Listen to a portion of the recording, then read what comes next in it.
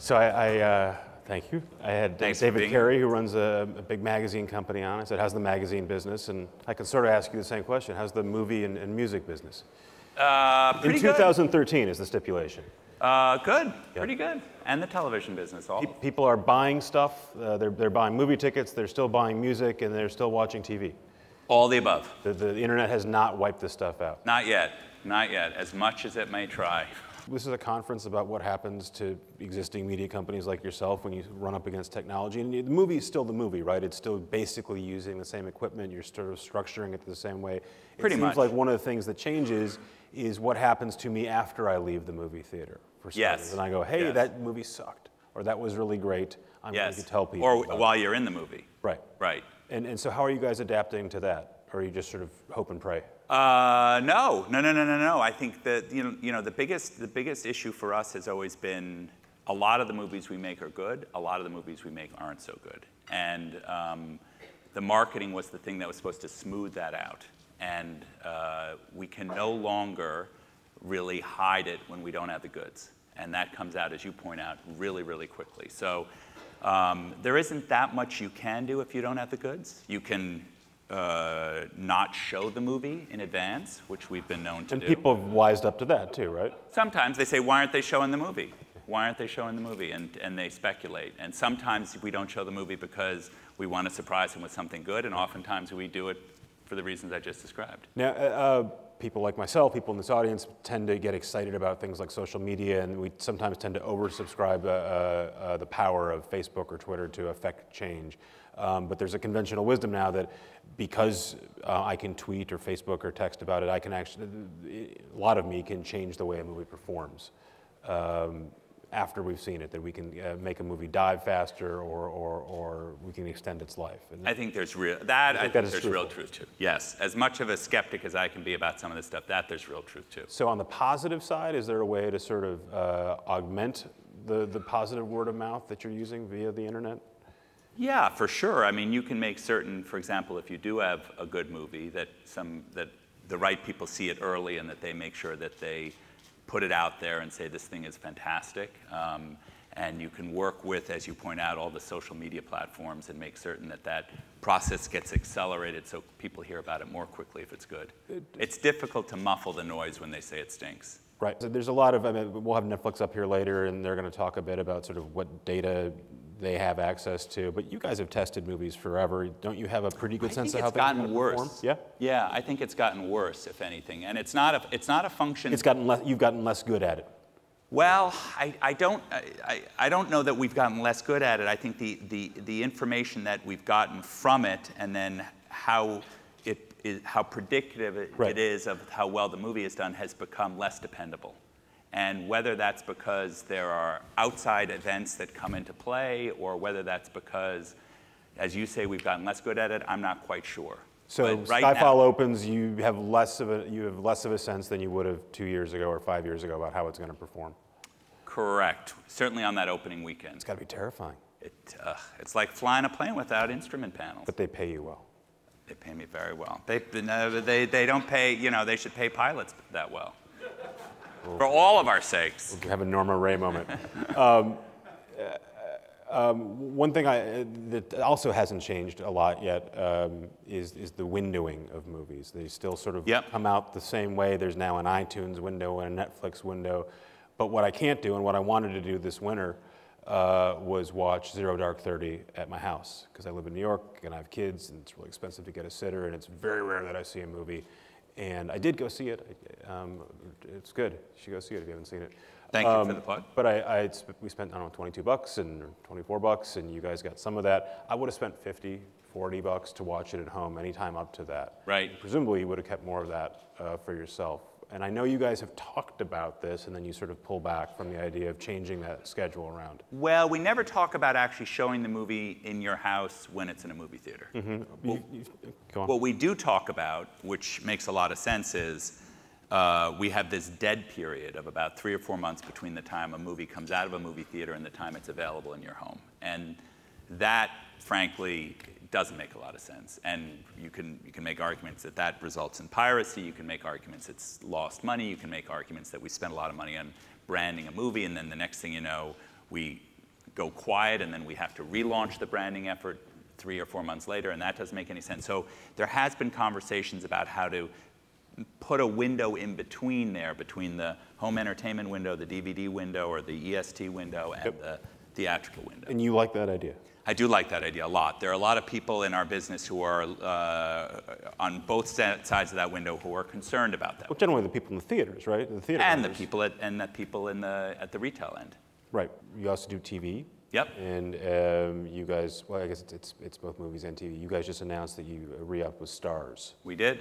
Yeah, we're very happy about that. There was a lot of speculation that Netflix was going to bid on your deal. How aggressive was Netflix in that? You know, we're all sworn to confidentiality, so I don't want to. I like the air quotes around it. I don't want to betray any confidence. But they were very much. They wanted to be a part of it. Yep. So they still want to get more studios on their service.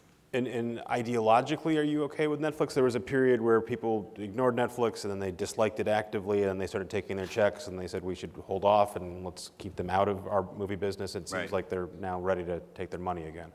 Yeah, I was never, first of all, ideology and Netflix, that's sort of a mismatch for me, but I never really had a strong feeling one way or the other. They have always been a really good customer. You know, and they continue to be a better and better customer, not just for the movies, obviously, but for the television stuff. In the past, you had a really difficult time, whether for cable or certainly not for broadcast, in creating long-form, open-ended drama. So you had to, at the end of every episode, sort of neatly put it in a bundle and say, if you never saw anything else in the series, you know exactly what went on. And part of that was because that's the way people watch television, and part of that was because of the syndication side of things. And also, when people did open it up and they missed a show along the way, they suddenly said, gee, I'm not sure this is worth all my time and effort, because if I miss 2 or 3 episodes, right? So all of a sudden the PVR shows up and Netflix shows up, and what happens is people say, oh, I can miss a couple and catch up. And I personally believe that one of the reasons you're seeing this explosion in creativity going on right now, whether it's everything from Mad Men to Breaking Bad to House of Cards to Justified to Sons of Anarchy, to the list goes on and on and on and on. A bunch of those are yours. Some of them are ours, is the fact that you now can create these 13-episode long-form narratives where characters can get developed over 13 hours. Better writers come to this because they say, gee, I can't get it done in 2 hours of a movie. Right. Better directors are coming to this. Because we normally describe this as sort of, oh, this is the rise of cable TV, but you're saying this is in part because of technology. This is something completely different. Now, the broadcasters haven't gotten on board with it quite to the extent to which the cable guys have, for different reasons. But I think this is a direct effect of directly coming out of technology, which is, you know, it's the first time I've seen it. You know, there was always a talk about how is technology going to affect the actual creative elements of this. This is the first one I've seen. So if you like Mad Men and you like Breaking Bad, you like Sons of Anarchy, you can thank your DVR and Netflix. Yeah, yeah. And I think generally people think that's a good thing. Do you think that the way that people are watching stuff now on laptops and on small screens and in bite-sized chunks, do you think that will change the way movies are made and sort of the aesthetic of it? Yeah, I do. In the same way that, in my opinion, music videos in the early 80s dramatically changed the way that movies were edited. So, for example, if you look at movies in the 70s or leading up to that period in the early 80s, you'll notice that a scene plays itself out for 6 or 7 minutes, and it seems interminable now. Or great. Or great, depending on how good the movie is. In some movies, it's really worthwhile, and in other movies, you'd say, gee, I wish they'd cut that piece out. Now, the director wants to be slightly ahead of the audience, and you'll never or rarely see a scene that plays out for that length of time. Right, so speeding that up, that's been going on for a while, but you're talking about something that's different. A direct result of music videos and all that other kind of stuff. So my suspicion is that all these different versions of seeing the movies will actually have an effect on the creative side. But the thing that is impossible, in my opinion, to judge is how any of this technology will affect either how people watch stuff or how the creative community will adapt to it. Question for Danny. You mentioned the idea that the DVD sales were holding up strong. This seems like for the moment. For the moment, but it's difficult to give that as a present under a Christmas tree, for example, a digital download for one reason. But you should check your gift bag. Okay. I haven't seen the gift bag yet. There's some awesome Blu-rays there. I would go look at that. But they are physical Blu-rays. But one reason also seems to be that you actually own that film. You can do something with it, and you know the quality you're going to get when you buy the Blu-ray. Whereas if I buy a digital download from Sony or somebody like that, if I'm buying it from iTunes, I don't get it on Google, I don't get it on Amazon, and I don't necessarily even know what quality I'm going to get. So are we ever going to get to a point where I can just buy that movie and have it on whatever platform I want and know that it's mine and it's always going to be in the best quality? Do I have to keep buying the VHS and then the DVD and then I want to say 8-track tape, but obviously not, but then the Blu-ray and then whatever formats you have after that? Yeah. Did they set you up for this, for the ultraviolet question? No.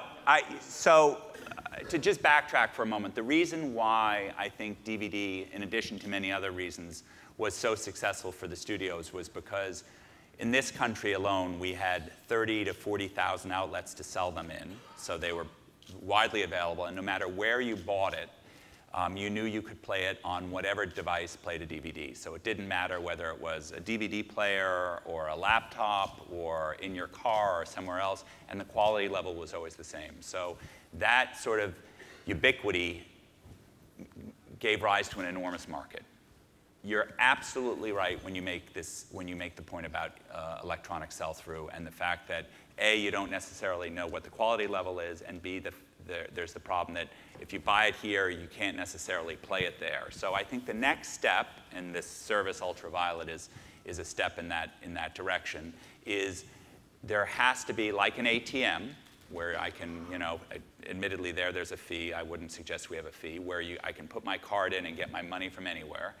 You have to have a service where it doesn't matter whether you buy it from Walmart, who's part of Ultraviolet, or another retailer, that once you put that movie up in the cloud with your name on it, you can get it on any device and access it from any point. And I think that'll come pretty quickly now. So you guys launched that. People were skeptical it would launch at all, but it did. It's this big consortium. Yep. It's amazing that everybody got together in the boat. Everybody but Disney, they're not in. Apple's not in. Amazon said they're in, but they're not really doing anything yet. Correct. You need all those guys. It hasn't really worked yet. The people who are sort of advocates of it say it's early days. It's early days, and part of the issue is when you look at it, I think the interface is not as good as it could be. So can you solve this problem without Apple joining, without Disney joining? Can you just make it technically better and then it works and you're good? Yes, the technical part is easy, and I think actually once that's resolved, I think they already have 10 million plus people signed up. The problem is they're not using it enough, and I think part of the reason they're not using it enough is it's not easy enough to use. Right.